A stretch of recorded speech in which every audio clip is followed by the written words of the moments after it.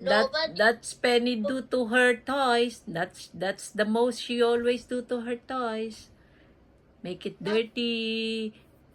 She don't take care of her toys. That's why I don't want to buy any more toys for her. Mama, I said I'm sorry. She just keeps saying sorry, but she's doing it all over again. Oh, so you're talking to yourself like that, not to me. I'm talking to you. I'm telling it to you. Okay, you don't love me anymore. You want me to break my art and your art. No, please don't do that. It's our craft together. Raswan, if you say that Penny didn't take care of her toys, sorry. It's real. But you really don't take care of your toys, honey. But I say sorry. Sorry not enough. It is enough, but I mean, if you said sorry, you shouldn't do it again, right?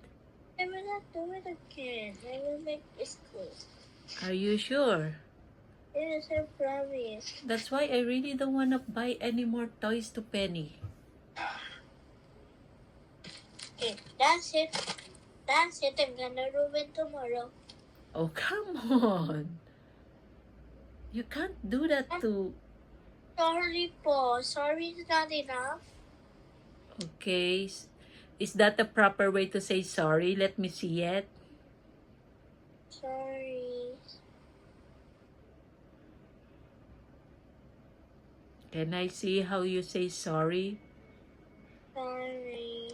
Oh, ganun lang. Sorry, wala pa lang po. Ganun lang po pala. Sorry po. Okay. Sorry po. Sorry po. Sorry po. Enough. Okay, anak. But you really need to take care of your toys, anak. If you don't take care of your toys, wala na. I will not really buy any more toys for you. If you don't keep your toys, you don't take care of your toys, that's it. Enough. And you don't need any more toys. You're big enough, right? I want you. You don't need any more toys, anak. Look at you.